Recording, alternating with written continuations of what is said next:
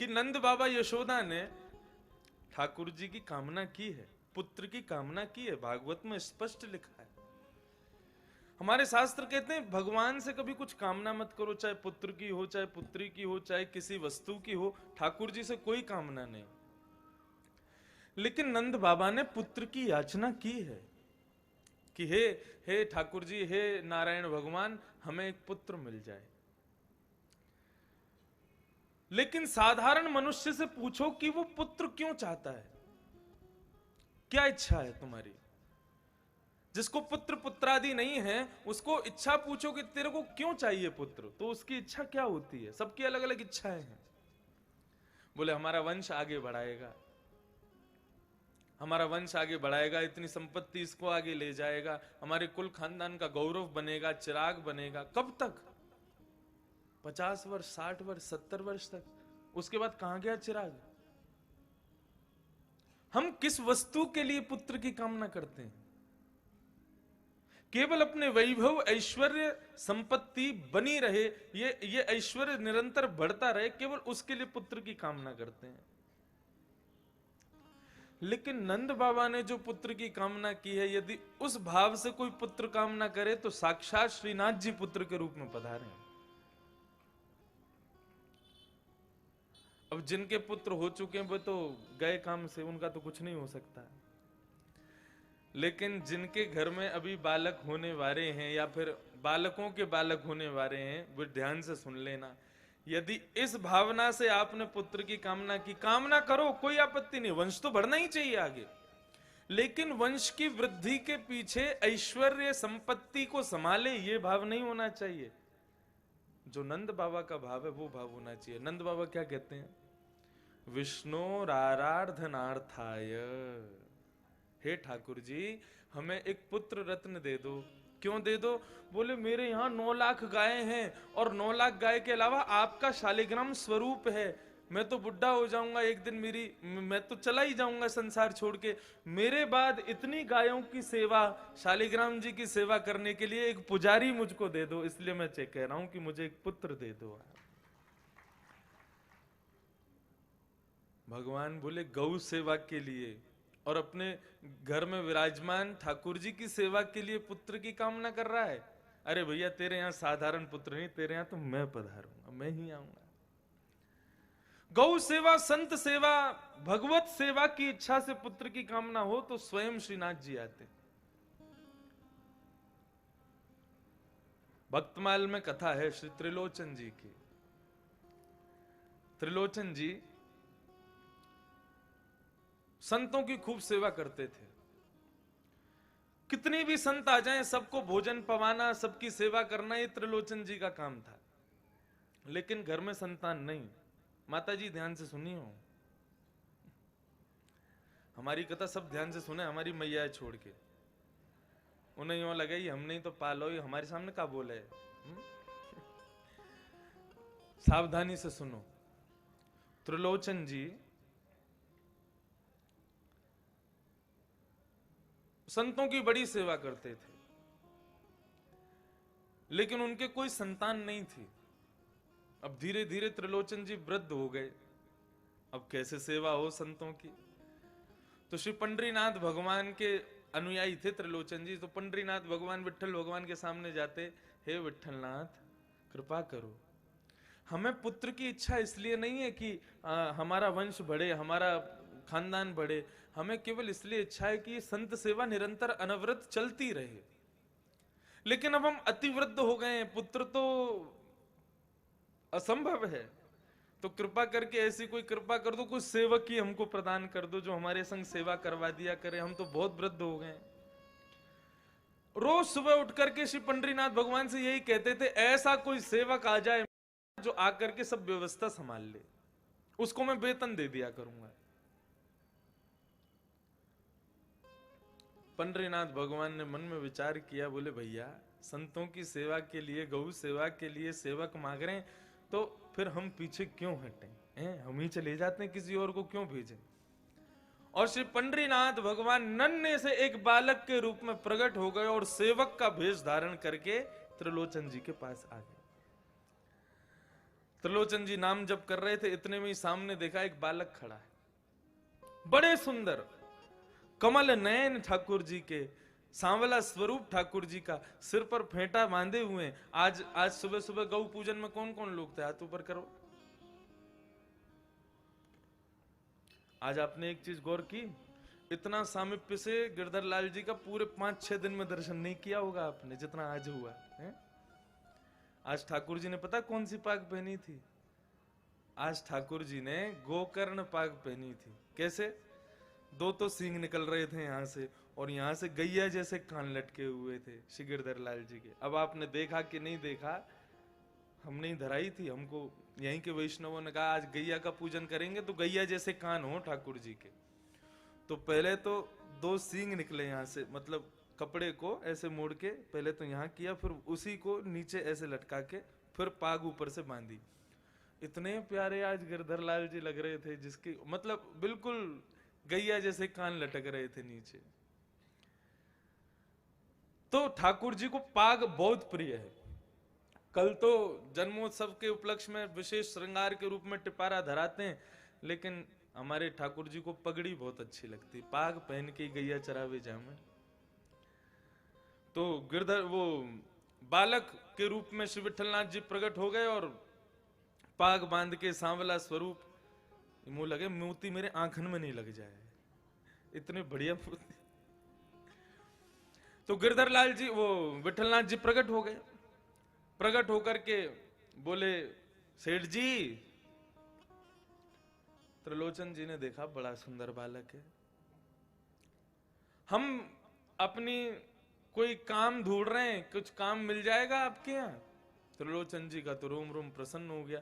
बोले काम तो इसी को दे दें, इतना सुंदर बालक है, लेकिन पता नहीं संत सेवा कर पाएगा नहीं कर पाएगा, पहले ही पूछ लो भैया, कहीं सेवा दे दो, उसके बाद मना करे तो। बोले तुम कौन कौन से काम करते हो? बोले जो आप कहो। बोले हमारे यहाँ कोई झाड़ू पोछा बर्तन बारा नहीं करना पड़ता, संतों की सेवा है, संतों का भोजन बनाना, संतों को पवाना, संतों के हस्त प्रक्षालन करना, संतों के चरण धोना, प्रदक्षिणा हम देंगे वो संतों को वितरण करना। और एक आध संत नहीं, हजारों की तादाद में संत आते हैं, कमर टूट जाती है। पंडरीनाथ भगवान बोले अरे यही काम तो हम बचपन से करते आए हैं, हम तो कर देंगे, बिल्कुल चिंता मत करो। त्रिलोचन जी बोले आपका नाम क्या है? बोले हमारा नाम है अंतर्यामी। अच्छा अंतर्यामी नाम है, भगवान तो सत्य बोल रहे हैं। हाँ अंतर्यामी हम तो सब जानते ही हैं। अच्छा बेटा तुम इतने से छोटे से हो, तुम्हारे माता पिता? बोले हमारे कोई माता पिता नहीं है। भगवान सत्य ही बोल रहे हैं, कोई है ही नहीं हमारे माता पिता। अच्छा बोले वेतन क्या लोगे? वेतन कुछ नहीं, हमारी केवल एक कमी है, उसको आप सुन लो। बोले क्या? बोले हम हजारों संतों को बना के खिला देंगे, लेकिन अपने हाथ का बना स्वयं नहीं खाएंगे। सेठ जी बोले तो फिर क्या करना है? बोले कि मैं सबको पवा दूंगा, लेकिन जब मैं पाने बैठूं तो आप या आपकी गृहिणी मुझे पवावे बना के। ठाकुर जी हम सबका पेट भर रहे हैं, हम दामोदर धाम में रहे, हम वृंदावन में रहे, हम कहीं भी रहें, हमारे लिए भोजन की व्यवस्था ठाकुर जी ही करते हैं, लेकिन ठाकुर जी भोग जब पाने बैठेंगे तो हमको ही बनाना पड़ेगा, वो अपने आप नहीं बनाते। विठलनाथ जी पंडरीनाथ भगवान बोले मेरे लिए भोजन आपको बनाना पड़ेगा। उनकी गृहिणी बोली ठीक है, 100 बालक है, 2-4 रोटी खावेगा, हम बना दे करेंगे। सेठ जी बोले वो कोई हमको स्वीकार है, हम आपके लिए कर दिया करेंगे। पंडरीनाथ भगवान बोले एक और बात सुन लो। बोले क्या? बोले हम एक आध रोटी नहीं खाते हैं। तो बोले फिर? बोले कम से कम 5 सेर आटा, उसकी बनी रोटी पाएंगे। अब तो ब्राह्मणी बोली तो फिर हम सेवक रखें काई को, इतनों तो संत ही खा लें, हम संतन नहीं खवा दे करेंगे, तू अलग संतन ने खवा फिर तो हम खवा में। तो बोले भैया यही हमारी बात है, आप स्वीकार करो। त्रिलोचन जी बोले अब कोई बात नहीं, ठीक है थोड़ा बहुत खवा दिया करेंगे। ठीक है भैया अब और तो कोई बात नहीं। बोले एक और बात सुन लो। बोले हाँ।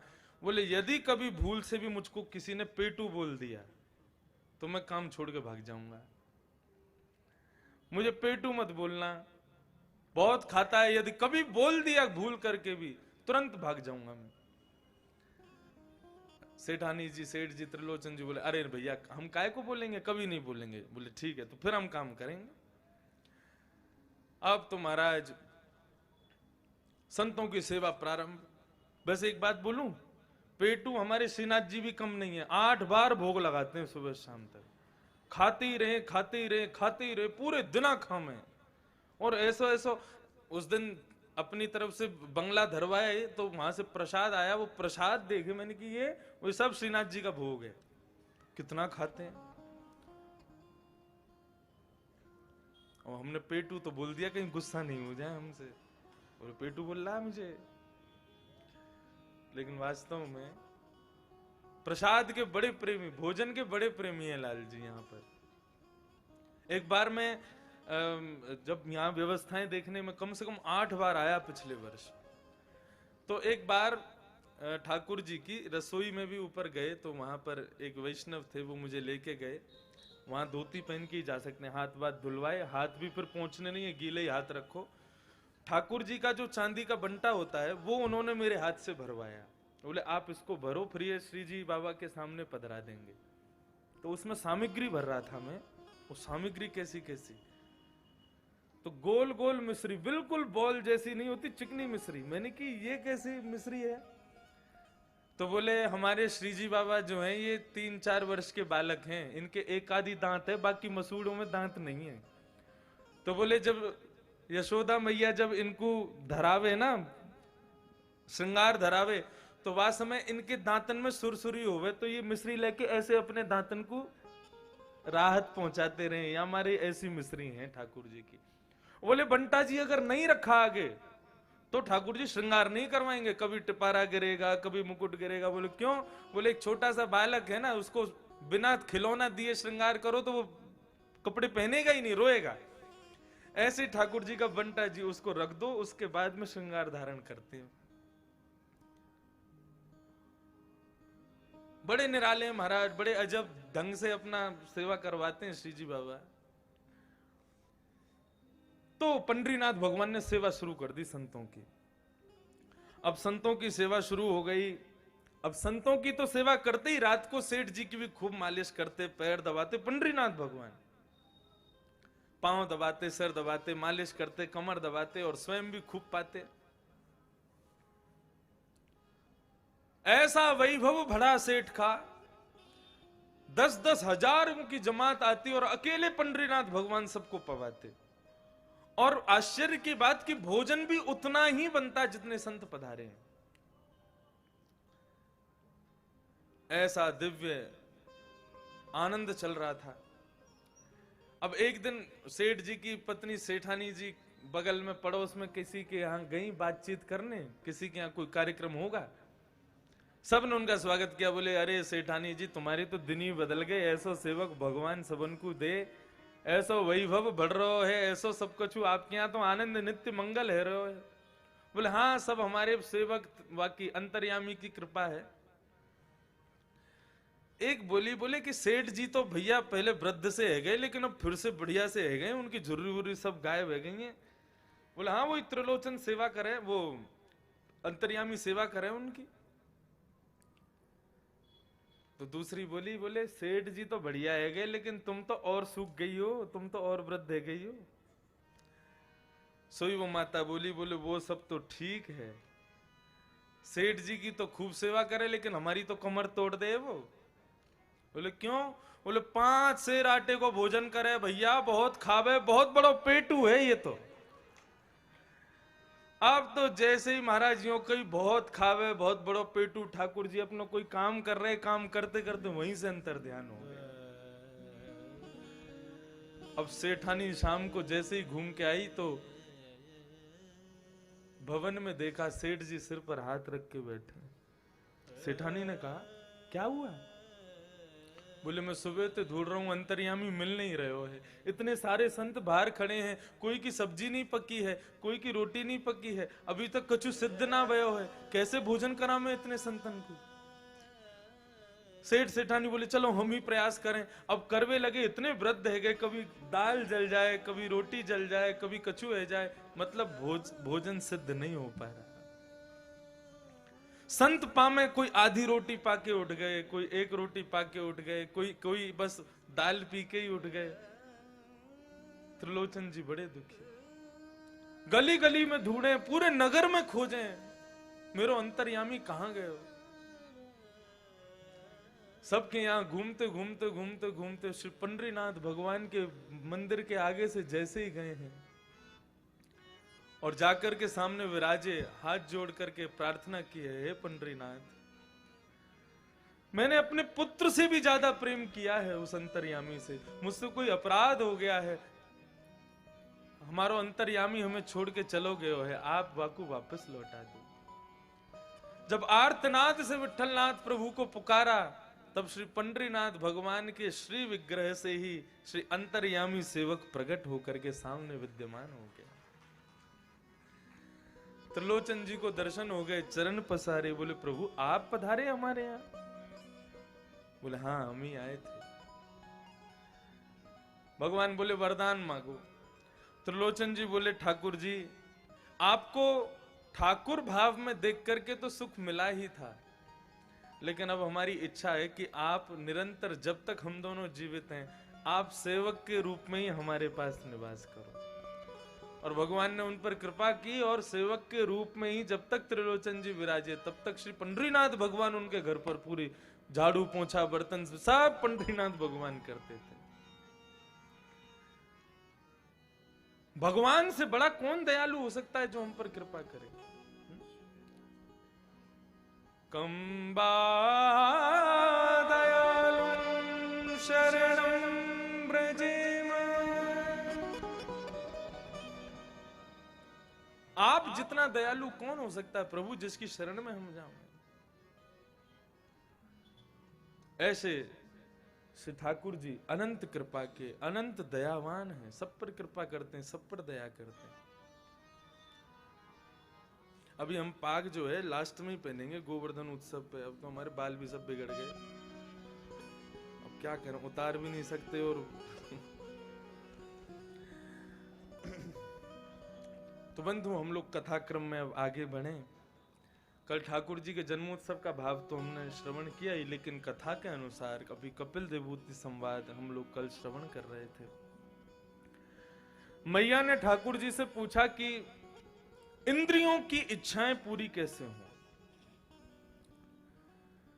भगवान कहते हैं मैया, इंद्रियों की इच्छाएं यदि पूरी करनी है तो इंद्रियों के ऊपर अधिपति के रूप में आपका जो मन विराजमान है, उस मन को संसार से हटा करके किसी संत के चरणों में लगा दीजिए। यदि मन आपका सत्संग में, मन आपका संत चरण में लग जाएगा, तो वे संत आपके मन को मुझ तक पहुंचा देंगे। और मन मुझ तक पहुंच गया तो मन के आते ही सारी इंद्रियां तो अपने आप ही मेरी हो जाएंगी। संत के लक्षण बताए, तितिक्षवः कारुणिका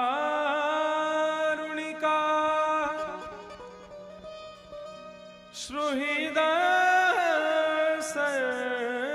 सर्वदेहिना अजात शत्रव शांता साधव साधुभूषणा।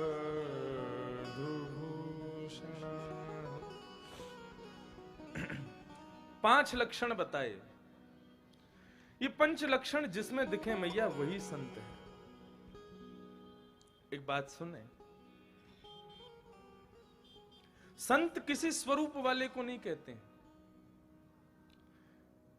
यदि स्वरूप वाले संत होते तो भगवती सीता का हरण करने के लिए रावण भी संत स्वरूप धारण करके आया था। स्वरूप में संतत्व नहीं होता, हृदय में संतत्व होता है। स्वरूप में भक्त का लक्षण नहीं दिखता है, हृदय में भक्त का लक्षण होना चाहिए। देखो आपको एक बात बताएं, आज के इस घनघोर कलिकाल में प्रकट भक्ति करना भी एक प्रकार से पाखंड का रूप मान लेते हैं लोग उसको। चलो आप अभी नाथ द्वार में विराज रहे हैं, वृंदावन विराजते हैं, गोवर्धन विराजते हैं, पंडरीनाथ विराजते हैं, बद्रीनाथ जाते हैं, वहां पर तो आपके भक्त स्वरूप को देख करके सब प्रणाम ही करेंगे, लेकिन इस स्वरूप में यदि आप किसी बड़े शहर में जाओ तो आपको बड़े उपहास की दृष्टि से देखा जाएगा। हम जाते हैं हवाई जहाज में अच्छा विदेश में नहीं, हम अमेरिका जाते हैं, कनाडा जाते हैं, वहां पर तो लोगों को कोई फर्क ही नहीं पड़ता हम कैसे भी घूमें। लेकिन यहीं के बंबई चले जाओ, दिल्ली चले जाओ, अगर मैं ऐसे धोती पहन के कहीं निकल जाऊं तो हमारे ही हिंदू भाई ऐसे देखेंगे, आओ पंडित जी मॉल में घूम रहे हो हैं? क्यों भाई पंडित जी मॉल में नहीं घूम सकते? मतलब आप ये सोचो कि यदि कोई धोती पहनने वाला बिजनेस क्लास में बैठ जाए तो 4 सीट और जो है ना वो बड़े ऐसे देखेंगे, इस पे इतना पैसा कहां से आया, बिजनेस क्लास में जा रहा है।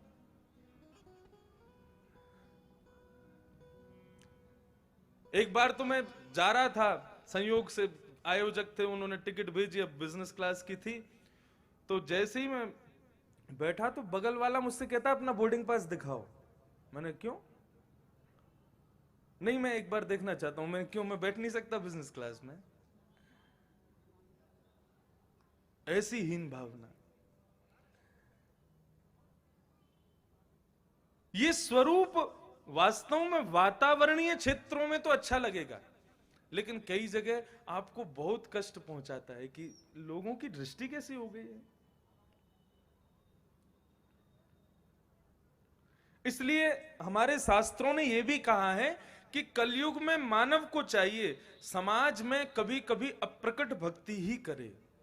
प्रकट भक्ति करेगा तो उसकी प्रकट भक्ति से उसको ठेस पहुंचेगी, और उसको ठेस यदि पहुंची तो भक्ति में न्यूनता आनी शुरू हो जाएगी, भक्ति में कमी आनी शुरू हो जाएगी, और वो हम चाहते नहीं है।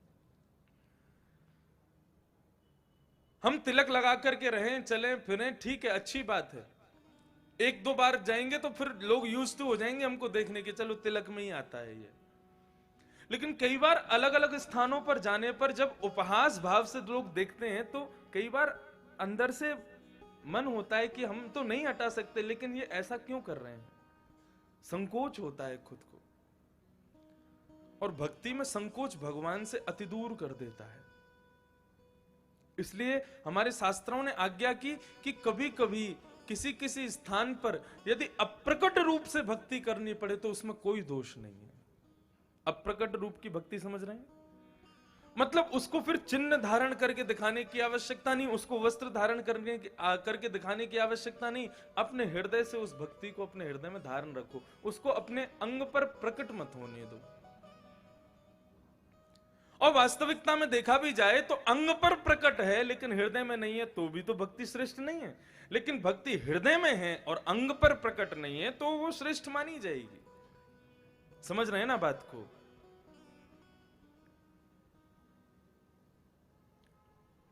अप्रकट भक्ति,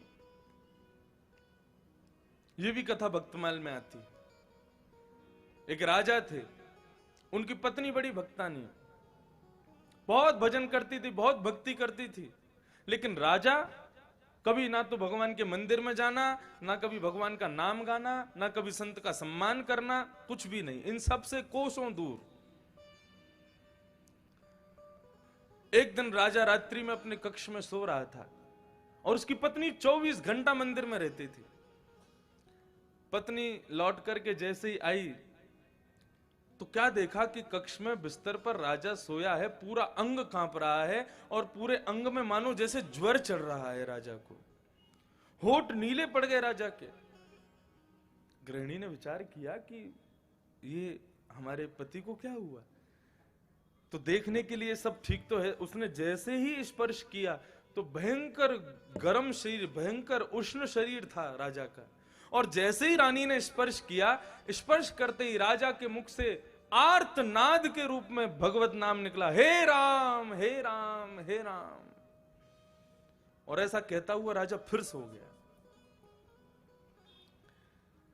प्रातःकालीन समय हुआ, राजा जैसे ही उठा, थोड़ा लेट हो गया उठने में, उठ करके उसने देखा बाहर मंगल वाद्य बज रहे हैं, पूरे महल को रानी ने फूलों से सजवाया है। सब पुष्प वर्षण कर रहे हैं, सोना चांदी लुटाया जा रहा है। राजा बोला आज कोई विशेष उत्सव, इतना उत्सव क्यों मनाया जा रहा है? सबसे पूछने लगा रानी कहाँ है? बोले कि वो मंदिर में विराज नहीं है। मंदिर के बाहर गया, बाहर ही खड़ा हो गया, जाता ही नहीं था अंदर। ए सुनो बाहर आओ। रानी दौड़ी दौड़ी बाहर आई, बोले इतना उत्सव किसके लिए हो रहा है, क्या हुआ? तो बोले पादुका उतारिए, अंदर आइए मंदिर में। बोले तुम तो जानती हो मैं मंदिर तो जाता नहीं हूं, फिर क्यों मुझसे जबरदस्ती कर रही हो? बोले मैं सब जानती हूं, आप मेरे सामने दिखाते हैं कि आप भक्त नहीं हैं, लेकिन आप अप्रकट रूप से दिन रात श्री राम का चिंतन करते हैं। राजा बोला राम का चिंतन, और मैं मुझ पर जहर खाने का समय नहीं, और मैं तुम्हारे राम का चिंतन करूंगा? मैं तुम्हें कोई भूल हुई है समझने में? देवी बोली अच्छा। तो कल रात्रि ज्वर चढ़ते समय जब मैंने स्पर्श किया तो आपके मुख से 3 बार राम नाम कैसे निकला? और मैंने प्रवचनों में सुना है, मैंने संतों से सुना है, यदि रात्रि में सोते हुए यदि मुख से किसी के भगवत नाम निकल रहा है तो वास्तविक में वो पूरे दिन उस नाम का जप करता है। तो वो जप की इतनी प्रैक्टिस हो चुकी है कि अब वो सोता भी है ना तो मुख से भगवत नाम ही निकलता है। अर्जुन एक बार सो रहा था द्वारिका में, ठाकुर जी के बिस्तर पर ही सो रहा था। भगवान रात्रि उठ गए, जैसे ही उठे तो बाहर से रुक्मणी आदि आ गई। बोले क्या हुआ, सो क्यों नहीं? बोले अर्जुन सोने ही नहीं दे रहा। बोले क्यों? बोले पूरी रात श्री कृष्ण श्री कृष्ण श्री कृष्ण श्री कृष्ण गाता रहता है। अर्जुन की ओर देखा तो अर्जुन शांत भाव से सो रहा था। रुक्मणी जी बोले ये तो बिल्कुल शांत है। तो बोले फिर मुझे ध्वनि कहां से आ रही है? बोले पता नहीं कहां से आ रही है। ठाकुर जी अर्जुन के पास गए और उसके हाथ के रों में जैसे ही ठाकुर जी ने अपना कान लगाया तो प्रत्येक रों से श्री कृष्ण निकल रहा था। श्री कृष्ण श्री कृष्ण श्री कृष्ण। एक कथा ऐसी भी आती है कि अर्जुन जब महाभारत युद्ध कर रहा था तो पूरे दिन थक जाता था, रात्रि में जब सोता था तो सो नहीं पाता था। श्री कृष्ण श्री कृष्ण श्री कृष्ण, स्वप्न में उसको ठाकुर जी के दर्शन होते थे। तो अर्धरात्रि में ठाकुर जी अपने शिविर से निकल करके जाते और जाकर के अर्जुन के चरणों को अपनी गोद में रख करके दबाने लग जाते। और जैसे ठाकुर जी का स्पर्श मिलता, ठाकुर जी का स्पर्श मिलती उसका वियोग संयोग में परिणत हो जाता। जैसे ही संयोग में परिणत होता भगवान का नाम भूल करके फिर वो सो जाता था। एक दिन युधिष्ठिर ने देखा ये रात में कन्हैया अपने शिविर से निकल के कहां जा रहे हैं? कहीं ऐसा तो नहीं पूरे दिन हम लोगों का संग देते हैं और रात में कौरवों को जाके पाठ पढ़ाते हैं कि सुबह ऐसे मारना है, ऐसे करना, ये करना। युधिष्ठिर पीछे पीछे गया, देखूं तो सही कहां जा रहे हैं। देखा तो अर्जुन के शिविर में। युधिष्ठिर घबरा गया, कहीं सोते हुए अर्जुन को मार तो नहीं देंगे। अब युद्ध के समय तो किसी को भी शक हो जाए। युधिष्ठिर ने जाकर के जैसे ही देखा तो क्या पाया? श्री कृष्ण श्री कृष्ण श्री कृष्ण श्री कृष्ण श्री कृष्ण। अर्जुन कह रहा है, नेत्रों से अश्रुधार बह रही है, सो रहा है लेकिन इतना प्रेम में विभोर है ठाकुर जी के। भगवान गए, जाकर के उसके चरण कमलों को उठा करके अपने गोद में रखा और जैसे ही अपने हाथों से उसके चरणों को दबाना प्रारंभ हुआ, उसके रों को पता लग गया कि जिनका हम नाम गा रहे हैं वे ही हमें स्पर्श कर रहे हैं। स्पर्श पाते ही संयोग हो गया और रों ने नाम गाना बंद कर दिया और अर्जुन सो गया। युधिष्ठिर ये दृश्य देख करके अपने आप को रोक नहीं पाए, ठाकुर जी के चरण पकड़ लिए। बोले प्रभु ये आप कैसा पाप चढ़ा रहे हैं अर्जुन के ऊपर? बोले मैं पाप नहीं चढ़ा रहा हूं। बोले क्यों? बोले पूरे दिन तुम लोग अकेले नहीं थकते, मैं भी थकता हूं भाई, मैं भी रथ चलाता हूं, लेकिन ये अर्जुन पूरी रात श्री कृष्ण करता है, मैं सो ही नहीं पाता, इसलिए मैं आके इसके चरण दबाता हूं ताकि इसको संयोग का भाव हो, ये सोवे तो फिर मैं सोऊं, नहीं तो ये तो मुझे सोने ही नहीं देगा।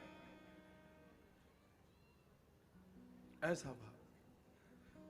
रानी ने कहा आपने रात्रि में मुख से राम नाम कहा है, इसका मतलब आप पूरे दिन राम का स्मरण करते हैं। राजा बोला तुम झूठ बोल रही हो। मैं बोल ही नहीं सकता। बोले मैं किसकी सौगंध खाके कहूं? मैं अपने प्रभु श्री राम की सौगंध खाती हूं कि मैंने अपने कानों से सुना, आपने रात्रि में 3 बार राम नाम कहा। जब सौगंध की बात आई तो राजा समझ गया अब ये झूठ नहीं बोल रही है। नेत्र सजल हो गए राजा के, रानी के हाथ पकड़ा, बोले वास्तव में मेरे मुख से राम नाम निकल गया था? बोले हाँ, एक बार नहीं 3 बार। राजा भाव विह्वल हो गया, रानी के हाथ पकड़ करके बोला, देवी जिस नाम को मैंने आज तक अपने हृदय में कैद करके प्राण के समान रखा, वे नाम ही अब निकल गया, तो मैं जीवित रह के क्या करूं। राजा ने तत्क्षण अपने प्राण त्याग दिए और वहीं पर भगवान में विलीन हो गया राजा। इसे कहते हैं अप्रकट भक्ति। कई बार प्रकट भक्ति से भी ठाकुर जी इतने प्रसन्न नहीं होते जितना अप्रकट भक्ति से प्रसन्न हो जाते हैं। यदि धारण कर सको स्वरूप तो करो, लेकिन यदि वास्तव में ऐसी इच्छा लगती है कि यहां धारण करने योग्य नहीं है, यहां धारण करने से ठाकुर जी के श्री चिन्ह की अपयस्ता है, ठाकुर जी के श्री वस्त्रों की अपयस्ता है, तो ऐसे स्थान पर मत धारण करो, अप्रकट भक्ति में रहे आओ। तो संत स्वरूप वाले को नहीं कहते। संत किसे कहते हैं? संत में जिनमें ये लक्षण हो वही संत है। मैया इन लक्षण वाले संतों के चरण सन्निधि आप ग्रहण कर लो।